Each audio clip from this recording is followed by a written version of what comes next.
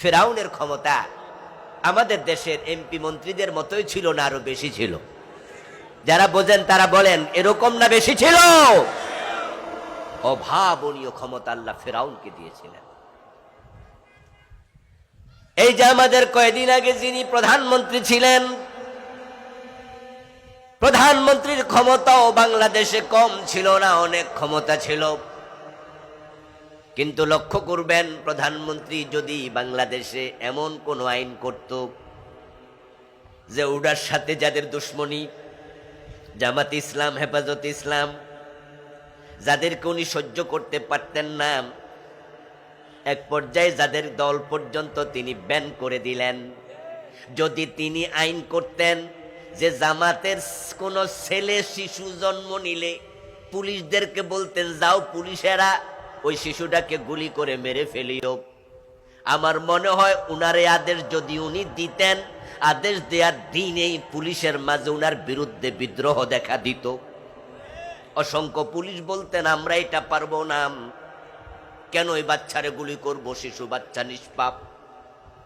যদিও প্রধানমন্ত্রী এমন কথা বলবেন আমি সেটা বলিনি, যদি বলতেন বিদ্রোহ হতো। কিন্তু হযরত মূসা আলাইহিস সালামকে প্রতিরোধ করার জন্য ফেরাউন এই আদেশে দিছিল, বনি ইসরাইলের শিশু ছেলে জন্ম নিলে মায়ের সামনে জবে করে ফেলতো। ইউযাব্বিহুনা আবনাআহুম ওয়া ইস্তাহয়ুনা নিসাআহুম। কোরআনে আল্লাহ বলেন, বনি ইসরাইলের ছেলে জন্ম নিলে তারা মায়ের সামনে, বাবার সামনে গিয়ে জবাই করত। অর্ডার দিছে ফেরাউন, তার দেশে তার বিরুদ্ধে কেউ বিদ্রোহ করে নাই। এতে প্রমাণ হয় তার ক্ষমতা আমাদের প্রধানমন্ত্রীর মতো ছিল না, অনেক বেশি। এই ক্ষমতা বলয়ের কারণেই তো এক পর্যায়ে সে নিজেকে এতটাই নিরঙ্কুশ ক্ষমতাধর মনে করলো যে সে ঘোষণাই করে দিল, আনা রাব্বুকুমুল আলা, আমি তোমাদের বড় খোদা। নাউজুবিল্লাহ পড়েন। ফেরাউনের অনেক ক্ষমতা ছিল, এমপি হয়ে, মন্ত্রী হয়ে যারা ভাবেন আপনি সফল, ওমর বলে ফেরাউনের দিকে তাকাও। এবার আপনারা জবাব দিন তো, ফেরাউন আজকে দুনিয়ার মানুষের কাছে সফল মানুষ না ব্যর্থ? আজকে এখানে যারা আছেন ফেরাউনের মতো কে হতে চান? আমরা একজনও চাইব না, বরং ফেরাউন শব্দ যদি কেউ আমাদের দিকে তাকায়া বলে তুমি ফেরাউন, খুশি হবেন না বেজার হবেন? নামটা পর্যন্ত গালি হয়ে গেছে। তো কাদ আফলাহাল মুমিনুন বলতে আল্লাহ কি বুঝালেন?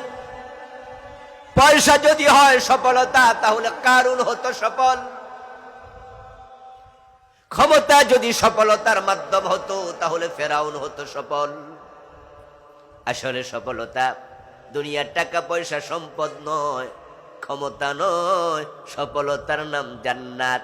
যে জান্নাত পেয়েছে সেই সফল, যে জান্নাত পায় নাই সে ব্যর্থ। আজকের মাহফিল আমরা যারা আছি, আত্মসমালোচনা করুন, আপনার নাম জান্নাতীদের কাতারে ঢুকছে কিনা? যদি ঢোকে আপনি সফল, আর যদি না ঢোকে তাহলে আপনিও ব্যর্থ মানুষ। সুদে টাকা লাগাইয়া বসে আছে এমন 2-4 জন শ্রোতা আজকের মাহফিলে আছে না নাই? যে সুদে টাকা লাগায় সে ব্যর্থ, তার নাম জান্নাতীদের তালিকায় থাকবে না। কারণ সুদ খেলে 73টা গুনাহ হয়, সবচেয়ে ছোট গুনাহটা হলো নিজের মায়ের সাথে জেনা।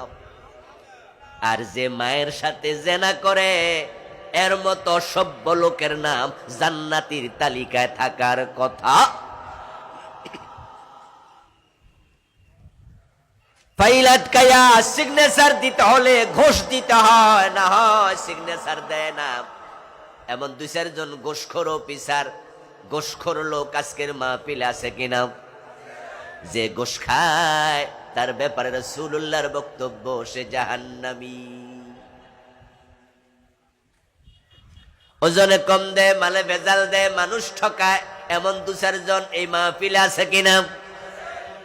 ফাওয়াইলুল লিল মুতাফফিফিন, যারা ওজনে কম দেয়, যারা মালে বেজাল দেয়, মানুষ ঠকায়, আমার আল্লাহ কোরআনে ঘোষণা দেয় তোমার জন্য ওয়াইল দোজক বানায়া রাখছি।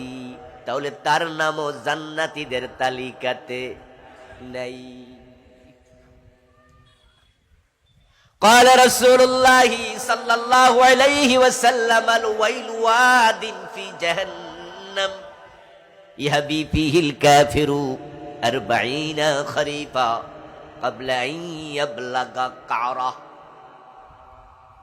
নবীজি মুহাম্মদ সাল্লাল্লাহু আলাইহি ওয়াসাল্লাম বলছেন ওয়াইল হচ্ছে জাহান্নামের একটি উপত্যকা, একটি গর্তের নাম, যে গর্তের মাঝে জাহান্নামীকে ফেলে দিলে তলায় যেতে 40 বছর লাগবে। ওজনে কম দিচ্ছেন, মালে বেজাল দেন, মানুষ ঠকান, আপনি সেই গর্তের অধিবাসী, আপনার নাম জান্নাতীদের তালিকাতে নাই। আর যারা প্রকৃত অর্থে মুমিন, ভালো মানুষ, তারা সফল, তারা জান্নাতি। হে দোস্ত,